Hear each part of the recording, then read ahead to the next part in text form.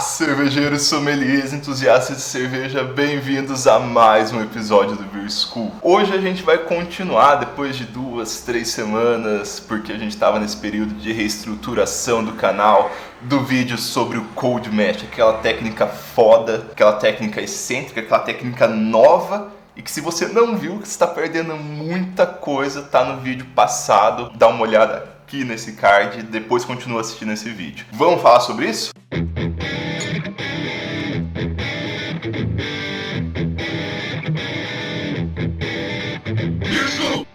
No vídeo passado a gente abordou a técnica geral do Cold Mash, mas muita gente perguntou, será que não dá para fazer alguma coisa com aqueles grãos que sobraram? Porque aqueles grãos têm muita quantidade de açúcar, em teoria assim 75% ainda do açúcar do grão, e realmente dá para utilizar, e é mais ou menos isso que a gente vai falar hoje, das duas técnicas utilizando elas simultaneamente, do Cold Mash e dos grãos que sobraram. Eu não sei dar um termo bom para isso em português, a Breeze chama de spent grains, grãos que sobraram. Então vamos chamar de grãos que sobraram que vai dar certo. Então esses grãos que sobraram, eles têm uma quantidade muito grande de açúcar ainda, mas eles perderam coisas essenciais. Eles não têm mais proteína quase, não tem mais proteína boa praticamente.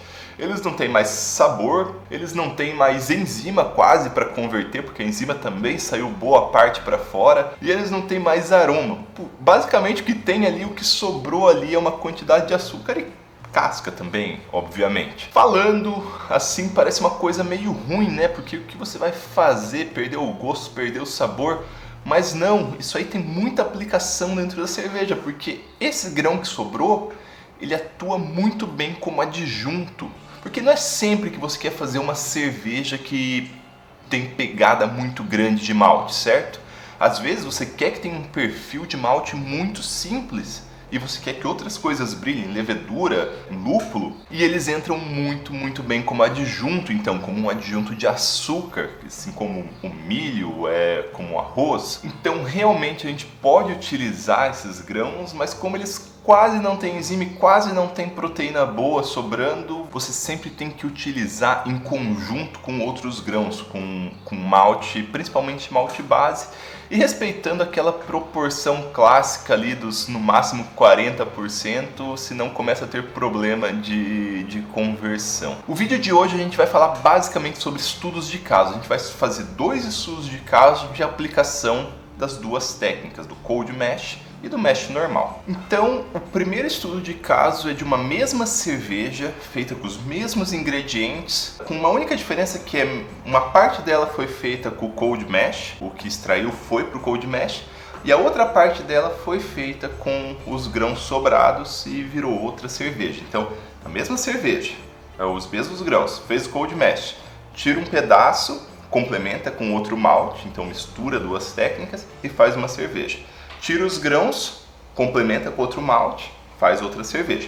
Beleza? Vamos seguir lá. Deem uma olhada aqui do lado como é mais ou menos. E esses dados eu estou pegando exatamente dos estudos da Breeze que eu falei para vocês no vídeo passado. Então essa que eles chamam de fracionando malte especial. Eles começaram assim, pegaram 15 litros de água, fizeram um Cold Mash usando quase 2 kg, 1,8 kg de malte Pale Ale, 1,8 kg de malte Victory, 900 gramas de malte caramelo 80 e 450 gramas de caramelo 120. Aí fizeram um Cold Mash entre 0 a 7 graus por 8 horas, deixou a noite ali provavelmente na geladeira.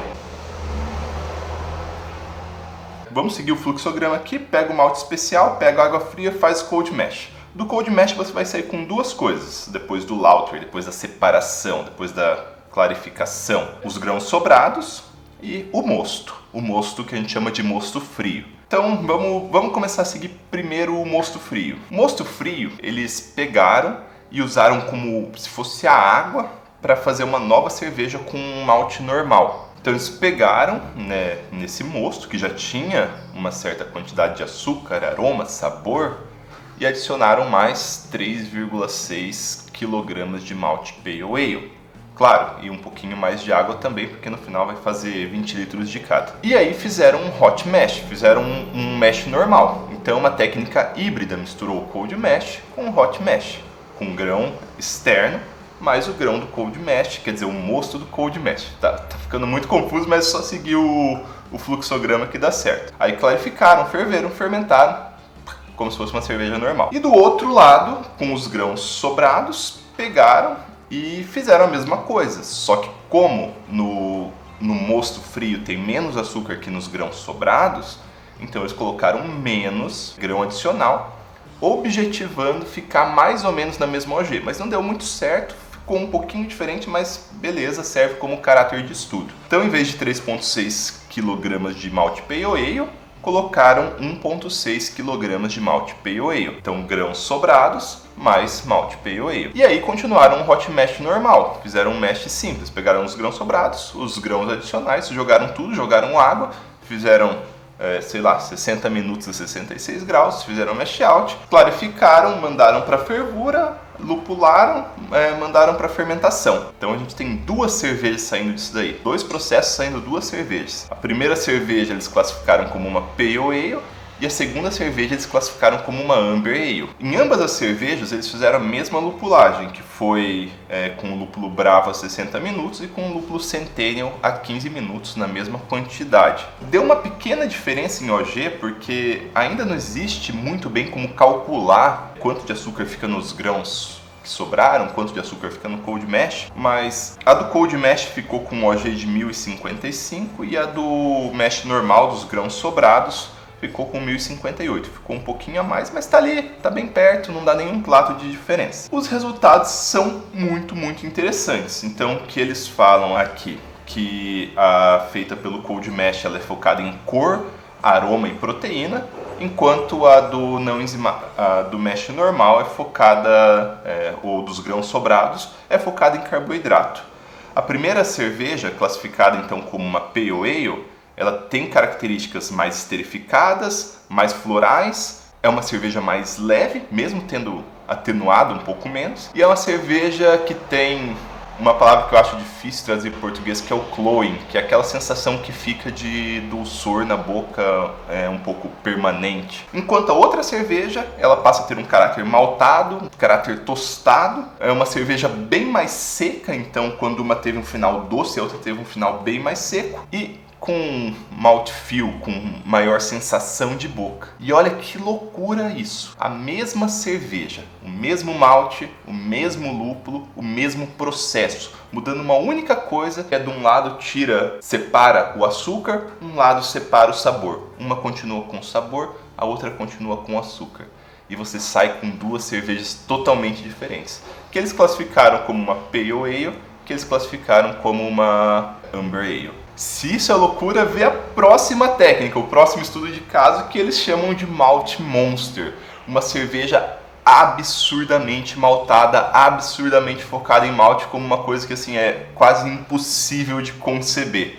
E é realmente uma Malt Monster essa cerveja, foi até difícil entender o processo. Basicamente eles fazem uma cerveja escura exclusivamente com malte Munich. Vamos começar a pira louca aqui agora, que é um Double Cold Mash. Basicamente o que eles fizeram foi pegar 16 kg de grãos de malte Munich 15, e fazer um cold mash. Então pegaram 2 baldes, porque era bastante grão, colocaram ali dentro 40 litros de água, 20 litros de água em cada balde, colocaram 8 kg de grão em cada balde, fizeram o cold mash a 8 horas, entre 0 a 7 graus, que é basicamente a temperatura da geladeira mesmo. E aí eles fizeram a lavagem dos grãos, usaram água fria mesmo para fazer a lavagem, e eles terminaram com 40 litros de mosto e dividiram esses mostos aí em 3 baldes. Agora a coisa começa a ficar mais estranha. O que eles fizeram? Vamos ferver isso aí, reagir, lupular e terminar o processo? Não basta ter um pouco de gosto de malte. Vamos jogar isso pro infinito. Vamos fazer de novo um cold mash.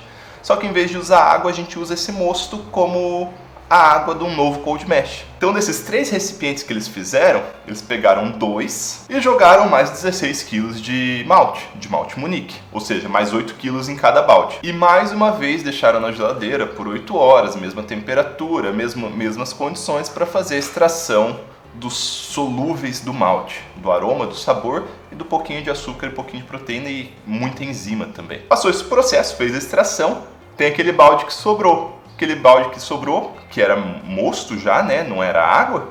Aquele balde que sobrou, eles usaram para fazer a lavagem, porque vamos fazer lavagem com água? Não, não quero diluir sabor, não quero diluir aroma.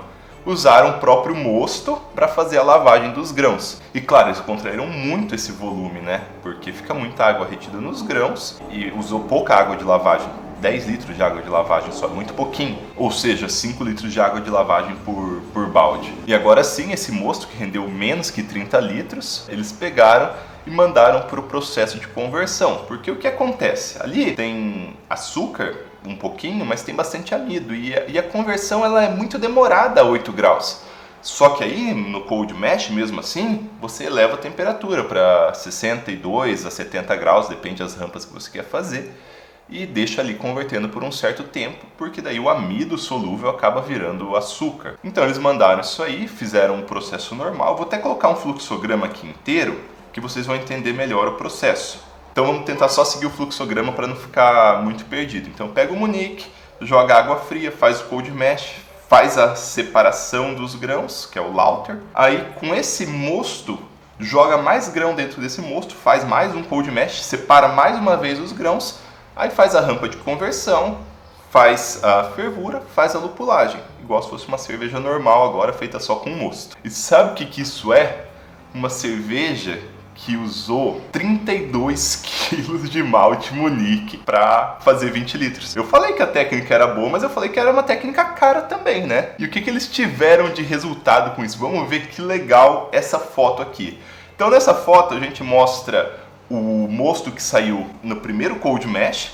Então ele tinha 1,2 platos e a cor de 7,5 SRM, já era uma cerveja, uma amber praticamente. Quando eles fizeram a segunda adição de grãos, essa OG passou para 2,9 platos e a cor passou para 19 SRM, já uma cerveja muito escura, uma brown ale talvez. Só que aí quando eles foram para a parte quente, que era a parte que envolve a conversão enzimática e a fervura, é aí que o amido solúvel que está dentro da água vira açúcar. Tem pouquinho açúcar ali no começo, mas ele se transforma durante o mash quente, mesmo que você não coloque mais grãos. Então nesse mosto teve um desenvolvimento de cor e teve um desenvolvimento de açúcares, passando para 11,5 platos e 75 SRM, uma cerveja preta, escura, feita só com malte Munique. Só para se ter uma ideia, para chegar nessa mesma cor só com malte Munique, você precisaria fazer uma cerveja com mais de 1210 de OG. Nem tem como fazer isso. Para ter mais ideia ainda, a FG dessa cerveja, se tivesse uma levedura super atenuante, ia ser uns 1050 e pouco. Então essa é a diferença que a gente consegue obter pelo cold mash. Consegue concentrar cor, aroma e sabor. E na análise sensorial eles falaram que essa cerveja tem um gosto muito pronunciado de frutas escuras, de uvas passas tostadas, o que eu nem sei o que é, e um gosto persistente de malte. Tem até mais aplicações nos estudos deles, eles falam de uma Belgian Golden Ale, de uma cerveja de baixo AG, mas esse vídeo já está se alongando demais. Então só fazendo um resumo da técnica do cold mash, por que a gente pode aplicar ela e o que a gente pode tirar dela. Com os grãos que sobraram, a gente pode usar em parceria com outros tipos de malte, principalmente maltes base, como adjunto para a produção de cerveja. Nada se perde, todo aquele açúcar lá vai ser usado para outra produção. Do outro lado, o que você pode fazer com o mosto aí tem muitas coisas. A primeira aplicação é usar esse mosto para fazer cervejas de baixo teor alcoólico. É só fazer um cold mash e continuar o processo normal. Você vai ter pouca quantidade de açúcar final na cerveja, então vai ter pouco álcool. Só que você vai ter bastante proteína, vai ter bastante enzima, vai ter bastante cor, vai ter bastante sabor. Então você não vai ter uma cerveja ruim. A segunda aplicação é misturar com uma técnica normal, porque aí você vai concentrar o aroma e o sabor de um malte específico. Então você faz o seu cold mash, pega o mosto e usa esse mosto como parte de uma abraçagem normal, como parte da água de uma abraçagem normal. Então você vai conseguir concentrar o aroma e o sabor de um malte específico, mantendo uma OG alta, mantendo um teor alcoólico alto, mas muito mais maltosa a cerveja. E a terceira técnica é a mais louca de todas, que é a do Monster Mash que a gente falou, que seria obter uma OG alta só com cold mash, chegando numa quantidade de aroma e sabor de malte absurdamente insano e impossível de obter por outras técnicas. Então pessoal, esse foi o segundo vídeo da nossa série. Semana que vem tem um terceiro vídeo mostrando todo o passo a passo do meu Code Mesh aqui que está em andamento, beleza? Muito obrigado. Se você gosta dos nossos vídeos, entra lá e vê o nosso Apoia-se, tá aqui embaixo. E deixa seu like, se inscreva e até semana que vem. Muito obrigado. Me enrolei tudo, mas é isso aí. Valeu, gente.